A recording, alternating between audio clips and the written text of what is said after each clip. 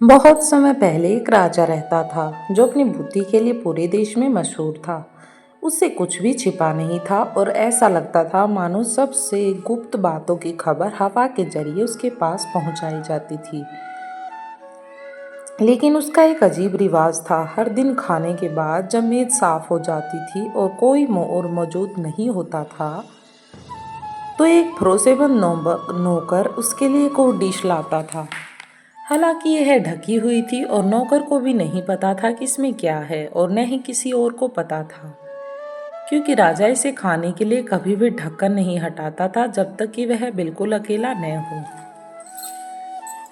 यह सब बहुत दिनों तक चलता रहा। जब एक दिन नौकर, जिसने थाली ले ली थी, इतनी उत्सुकता से भर गया कि वह थाली को अपने कमरे में ले जाने से खुद को रोक नहीं सका। जब उसने सावधानी से दरवाजा बंद किया तो उसने ढक्कन हटाया और देखा कि थाली पर एक सफेद सांप पड़ा हुआ है। लेकिन जब उसने देखा तो वह उसे चखने के आनंद से खुद को वंचित नहीं कर सका, इसलिए उसने थोड़ा सा काटा और अपने मुंह में डाल लिया।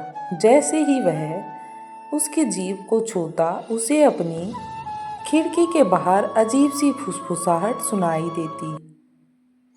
वह जाकर सुनने लगा और फिर देखा कि यह गौरैया थी जो आपस में बातचीत कर रही थी, एक दूसरे को उन सभी तरह की चीज़ों के बारे में बता रही थी जो उन्होंने खेतों और जंगल में देखी थी। सांप को खाने से उसे जानवरों की भाषा समझने की शक्ति मिली थी, जो कि एक बहुत ही अद्भुत और अच्छी शक्ति थी। अतः ऐसा हुआ कि इसी दिन रानी ने अपनी सबसे खूबसूरत अंगूठी खो दी और चोरी का शक इस भरोसेमंद नौकर पर पड़ा, जिसे हर जगह जाने की अनुमति थी। राजा ने उस आदमी को अपने सामने पेश करने के लिए आदेश दिए और गुस्से से भरे शब्दों में कहा, अगर वह कल से पहले चोर को नहीं बता पाया तो उसे खुद ही दोषी मान लिया जाएगा और उसे मार दिया जाएगा। व्यर्थ में उसने अपनी बेगुनाही का दावा किया। उसका तो कोई फायदा हुआ ही नहीं। अब तो उसे अपनी बेगुनाही साबित करनी थी। अपनी परेशानी और डर में वह नीचे आंगन में गया और बहुत देर तक सोचता रहा। अब कुछ बतखें एक नाले के किनारे चुपचाप बैठी थी और आराम कर रही थी, और जब वे अपनी चोंच से अपने पंखों को चिकना कर रही थी तो वे आपस में एक गोपनीय बात कर रही थी। नौकर पास खड़ा सब कुछ सुन रहा था। वे एक दूसरे को उन सभी जगहों के बारे में बता रही थी जहां वे पूरी सुबह टहलते रहते हैं और उन्हें क्या क्या अच्छा खाना मिला था। जब उनमें से एक ने दयनीय स्वर में कहा, मेरे पेट में कुछ भारी है। जब मैं जल्दी जल्दी खा रहा था तो मैंने रानी की खिड़की के नीचे पड़ी एक अंगूठी निगल ली। नौकर ने तुरंत उसे पकड़ लिया और रसोई घर में ले गया और रसोइये से कहा, यह एक बढ़िया बतख है, इसे खाने के लिए भून दो। अब रसोइये को तो आदेश मानना ही था। रसोइये ने कहा हाँ, और उसे अपने हाथ में तोलते हुए कहा, उसने खुद को मोटा करने में कोई कसर नहीं छोड़ी है और काफी समय से भुनने का इंतजार कर रही है। जब उसने खाने के लिए बतख तैयार की तो उसे उसके अंदर अंगूठी मिली।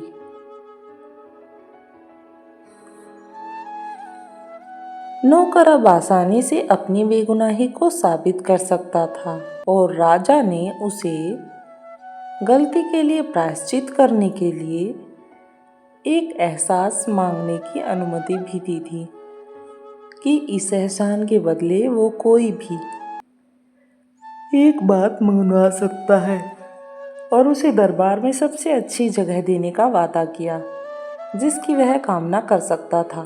नौकर ने सब कुछ अस्वीकार कर दिया और केवल एक घोड़ा और यात्रा के लिए कुछ पैसे मांगे, क्योंकि वह दुनिया को देखने और थोड़ा घूमने का मन बना रहा था। राजा ने उसे पैसे और घोड़ा दोनों ही दे दिए। जब उसकी प्रार्थना स्वीकार कर ली गई तो वह अपने रास्ते पर चल पड़ा। एक दिन वह एक तालाब के पास पहुंचा जहां उसने 3 मछलियों को नरकट में फंसते और पानी के लिए तड़पते देखा। अब हालांकि यह कहा जाता है कि मछलियां गूंगी होती हैं।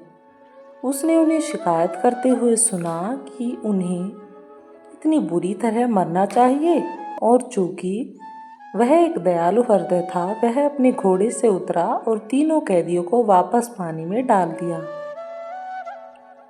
वे खुशी से कांप उठे और अपने सिर बाहर निकाले और उससे चिल्लाए, हम आपके आभारी हैं और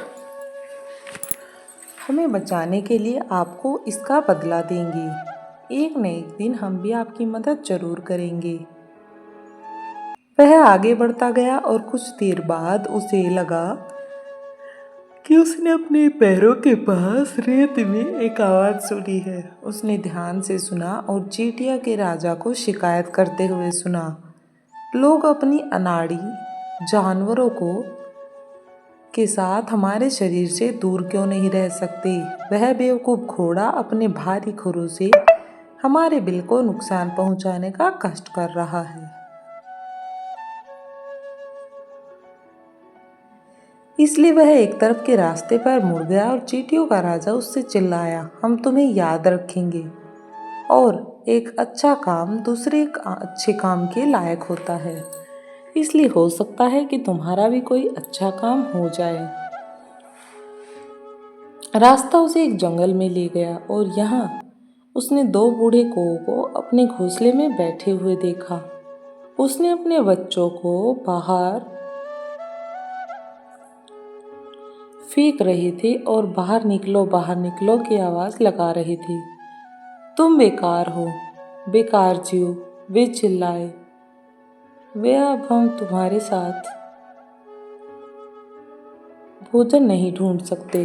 तुम काफ़ी बड़े हो और अपने भरण पोषण खुद कर सकते हो।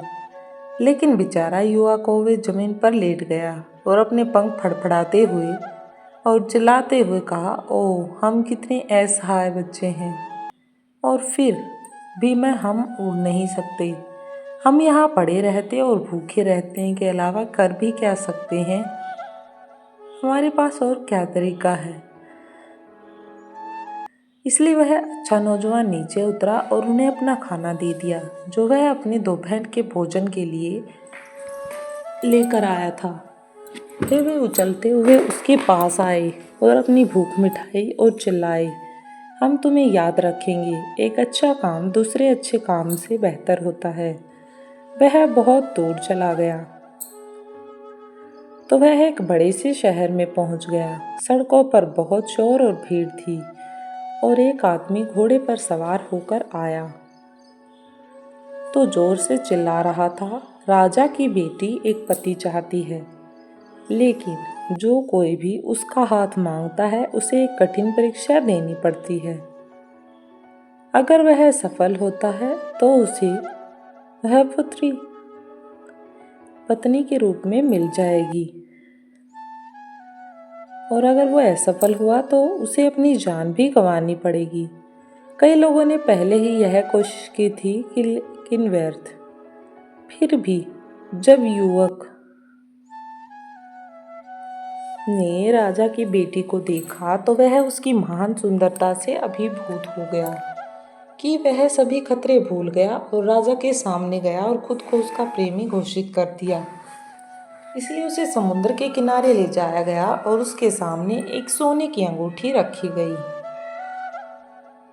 तब राजा ने उसे समुद्र की गहराई से यह अंगूठी लाने को कहा और आदेश दिया, यदि तुम इसके बिना समुद्र में आओगे तो तुम्हें बार बार समुद्र में फेंका जाएगा जब तक कि तुम लहरों के बीच मर न जाओ।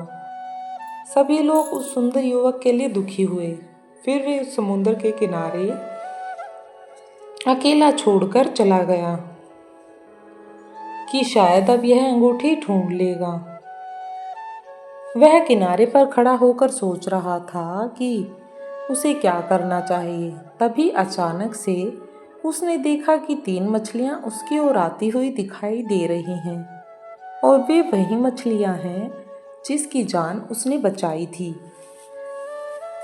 बीच वाली मछलियां अपने मुंह में एक सीप पकड़े हुए थी जिसे उसने किनारे पर युवक के पैरों के पास रख दिया और जब उसने उसे उठाकर खोला तो सीप में सोने की अंगूठी थी। वह खुशी से फूला हुआ था। उसे राजा के पास ले गया और उम्मीद करते हुए कि वह उसे वादा किया हुआ इनाम देंगे, इस बात को सोचकर खुश हो रहा था। लेकिन जब राजा गर्वित राजकुमारी ने देखा कि वह जन्म से पहले उसके बराबर नहीं है तो उसने उसका तिरस्कार किया और उसे पहला दूसरा काम करने को कहा। वह बगीचे में गई और अपने हाथों से घास पर बाजरे के 10 बोरे भरकर बिखेर दिए। फिर उसने कहा, कल सुबह सूर्योदय से पहले इन्हें उठा लेना चाहिए और एक भी दाना कम नहीं होना चाहिए। युवक बगीचे में बैठ गया और सोचने लगा, फिर यह काम कैसे संभव हो सकता है। लेकिन उसे कुछ भी सूझ नहीं रहा था और वही उदास होकर बैठा था और दिन निकलने का इंतजार करने लगा। जब उसे मौत के घाट उतार दिया जाएगा। लेकिन जैसे ही सूरज की पहली किरणें बगीचे में चमकी, उसने देखा कि सभी 10 बोरे एक दूसरे के बगल में खड़े थे, बिल्कुल भरे भरे और एक भी दाना कम न था। चींटियों का राजा रात भर में हजार हजार चींटियों के साथ आया था और आभारी प्राणियों ने बड़ी मेहनत से सभी बाजरे के बीज उठाए और उन्हें बोरों में इकट्ठा किया। कुछ ही देर में रियजा की बेटी खुद बगीचे में आई और ये देखकर बड़ी हैरान हो गई कि युवक ने वह काम कर दिया जो उसने उन्हें दिया था।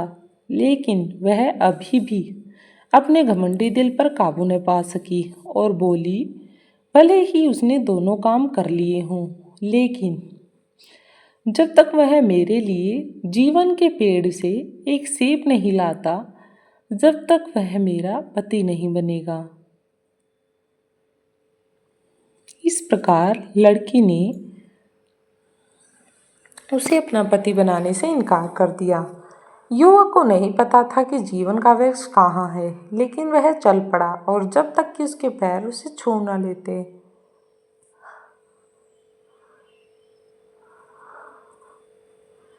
हालांकि उसे इसे पाने की कोई उम्मीद नहीं थी। 3 राज्यों में भटकने के बाद वह एक शाम जंगल में आया और सोने के लिए एक पेड़ के नीचे लेट गया